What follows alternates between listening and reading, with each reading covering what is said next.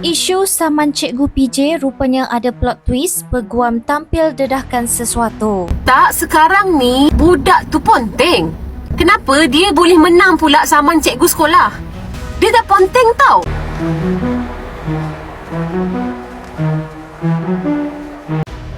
Isu saman membabitkan seorang bekas murid yang mengalami kecacatan kekal terhadap seorang guru terus hangat diperkatakan apabila isteri guru berkenaan tampil berkongsi pandangannya di media sosial. Menerusi beberapa hantaran di thread, wanita itu mempertahankan suaminya dengan menjelaskan bahawa sepanjang prosiding mahkamah, suaminya hanya berdepan kesukaran menjawab soalan berkaitan raket badminton yang digunakan ketika kejadian. Bagaimanapun, kenyataan itu mengundang reaksi kurang senang dalam kalangan netizen yang mendakwa perkongsian tersebut tidak menggambarkan keseluruhan fakta kes yang telah diputuskan mahkamah. Ramai mempersoalkan tindakan mempertikaikan keadaan mangsa sedangkan mahkamah telah menerima bahawa bekas murid terbabit mengalami kecacatan kekal selepas insiden berkenaan. Antara yang menjadi perhatian ialah dakwaan isteri guru tersebut yang menyebut mangsa tidak mengalami kecacatan kekal dan hanya menggunakan tongkat ketika ke sekolah. Hantaran itu terus menerima kecaman apabila ramai berpendapat kenyataan sedemikian tidak sensitif terhadap keadaan mangsa yang dikatakan mengalami kehilangan penglihatan serta kecederaan kekal. Selain itu, netizen turut menjelaskan bahawa pampasan yang diputuskan mahkamah bukan dibayar secara peribadi oleh guru terbabit, sebaliknya melibatkan kerajaan sebagai pihak yang bertanggungjawab. Mereka juga berpandangan bahawa isu sebenar dalam kes tersebut bukan sekadar berkaitan raket badminton tetapi turut melibatkan aspek penyediaan peralatan sukan dan tanggungjawab menjaga keselamatan murid. Tak, sekarang ni budak tu ponteng. Kenapa dia boleh menang pula saman cikgu sekolah? Dia dah ponteng tau. Dia tak sepatutnya menang dalam kes ni. Hai, Assalamualaikum. Ini adalah kes terbaru yang diputuskan oleh Mahkamah Tinggi Muar di atas satu tuntutan yang dibuat oleh seorang bapa mewakili anaknya yang ketika itu masih kanak-kanak berusia 14 tahun semasa kejadian. Okey, apa yang berlaku dalam kes ini? Yang menariknya, kejadian ini berlaku pada 17 September 2019. Pemfailan dibuat 4 hari sebelum tamat masa pemfailan. Kenapa saya kata begitu? Mana-mana tindakan yang hendak diambil terhadap kerajaan perlulah difailkan dalam masa 3 tahun selepas kejadian. Lepas 3 tahun dah tak boleh buat sebarang tuntutan terhadap kerajaan. Dia memang ada masa. Untuk kes-kes yang melibatkan swasta, dia ada tempoh masa 6 tahun untuk pemfailan. Alright? Apa yang jadi dalam kes ini? Plaintiff bapa kepada kanak-kanak ini tadi telah memfailkan tuntutan terhadap 4 defendant. Siapa 4 defendant ini? Yang pertama, guru pendidikan jasmani. Yang kedua, pengetua sekolah. Yang ketiga, Ketua Pengarah Pelajaran Malaysia. Yang keempat adalah Kerajaan Malaysia yang menjaga keseluruhan the parent, okay? Dia adalah ibu kepada ketiga-tiga defendant lagi. Dalam kes ini, apa fakta kes dia? Fakta kes dia adalah ada 2 kelas gabung untuk pendidikan jasmani. Yang perempuan diasingkan dengan yang lelaki. Lelaki main frisbee, yang perempuan main badminton. Okay? Facts, Jadi badminton ini raketnya banyak dah ditepikan. Frisbee ni kan ada giliran. Jadi bila kanak-kanak ini dah habis gilirannya, dia pun duduklah tepi. Okey? Dan dalam kes ini tak ada pula diletakkan pengawas ke guru lain ke untuk pastikan anak-anak yang dah habis main frisbee, dah habis main badminton ni tidak berkeliaran. Bermakna cikgu dalam kes ini setuju kanak-kanak boleh ke mana-mana lah, kerana dia memfokuskan kepada mereka-mereka yang masih belum selesai main frisbee. Alright? Apabila kanak-kanak ini main dengan satu lagi kawan dia badminton. Raket badminton ni dikatakan oleh sekolah dia orang buat pemeriksaan setahun sekali. Okey, kali terakhir periksa raket badminton di sekolah tersebut adalah sebulan sebelum kejadian. Jadi semasa kanak-kanak ini bermain dengan kawannya, bukan raket dia yang tercabut. Shaft kepada raket badminton kawan dia tercabut masuk dekat mata dia. Dia menyebabkan kecacatan kekal kepada kanak-kanak berusia 14 tahun ini. Semasa itu dia berada di sekolah, dia tak ponteng sekolah, dia tak ponteng kelas, dia berada di situ berdekatan dengan semua guru dan rakan-rakan yang lain. Itu poin yang penting sebab ramai yang cakap dia ponteng. You all memang suka fitnah lah.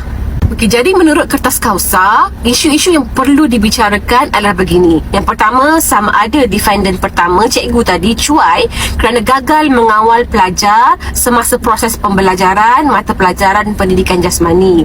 Yang kedua, sama ada defendant empat-empat tadi bertanggungjawab untuk memastikan kesemua alat sukan yang digunakan semasa proses pembelajaran berada dalam keadaan baik dan selamat. Itu poin yang penting, berada dalam keadaan baik dan selamat. Yang ketiga, sama ada pada tarikh kejadian. Yang kelima, sama ada plaintiff ada menyumbang terhadap kecuaian dalam kemalangan ini. Dan yang keenam, sama ada plaintiff berhak menuntut ganti rugi yang telah disenaraikan dalam pernyataan tuntutan. Jadi isu ni dibicarakan. Sebelum kes ni ada satu lagi kes berlaku dekat sekolah juga yang menyebabkan kematian di padang sekolah tau.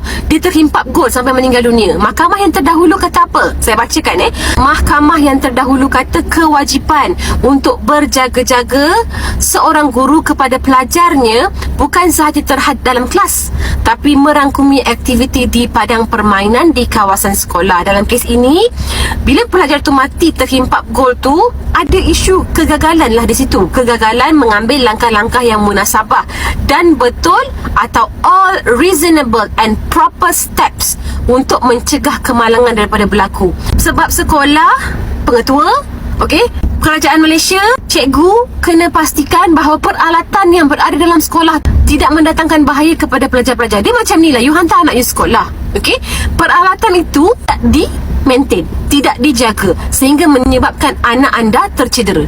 Adakah anda tahu kecederaan itu mengakibatkan kesan berpanjangan kepada kanak-kanak umur 14 tahun tau? Let me show you apa kecederaan kekal dia. Mengikut laporan perubatan, kecederaan kekal dia permanent visual field defect. Dia ada left eye punya problem, left forehead punya problem, bilateral multiple corneal scar. Dia menyebabkan kanak-kanak ini tidak boleh menjalani kehidupan seharian seperti orang biasa. Mata dia tu narrow eye, so dia susah nak baca, susah nak tengok. Ini kecederaan kekal, faham tak? Untuk seorang kanak-kanak 14 tahun. Kalau anak you pergi sekolah umur 14 tahun berlaku kecederaan, and of course you akan melompat dulu kata, oh cikgu sekolah salah, kementerian salah. Tak kena ke anak sendiri, memang boleh cakap dik. Jadi whatever happen in this situation adalah berpunca daripada raket yang tidak dicegah bahayanya. Kalau raket itu dah rosak, sepatutnya tidak berada di sekolah tersebut lah, tidak berada di bahagian peralatan walaupun diasingkan. Faham tak?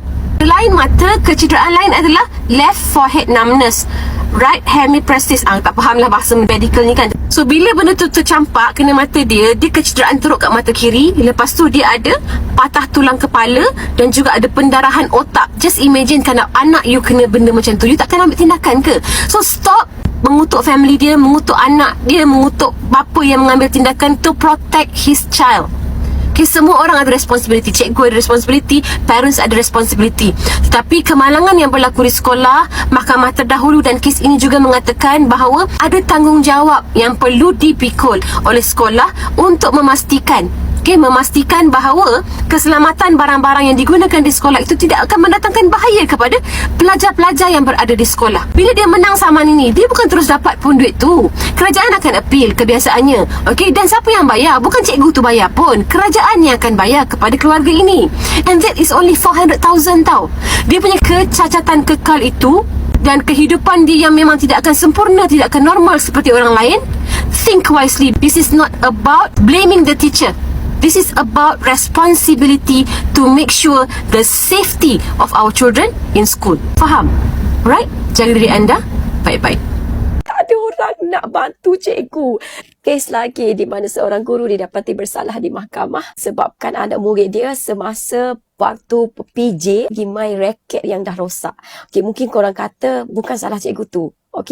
Memang kita nampak anak murid dia tu kata dua kot, dah boleh fikir kan. Tapi bermain benda yang tak sepatutnya. Di mahkamah, dia tengok kepada raket tu yang dah usang, kenapa tak dibuang.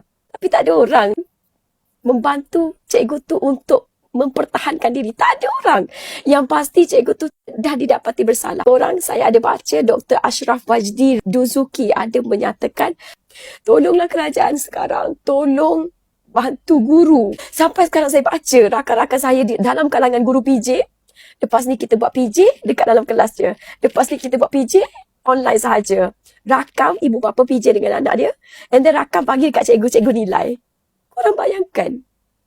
Berapa ramai guru yang takut untuk menjalankan tugas mereka sebagai seorang guru disebabkan perkara-perkara begini. Tak ada orang nak tolong cikgu pertahankannya tugas diorang tu diorang kena buat. Tapi once bila terjadi sesuatu diorang juga kena tanggung.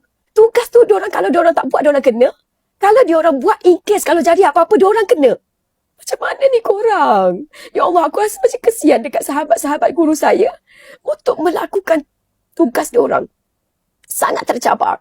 Sedihlah korang. Aku nak nangis dengan nasib guru-guru sekarang. Kalau korang kata, kenapa sekarang baru bersuara? Weh, aku dulu adalah seorang guru dan aku tak boleh bercakap. Aku kena zip mulut aku.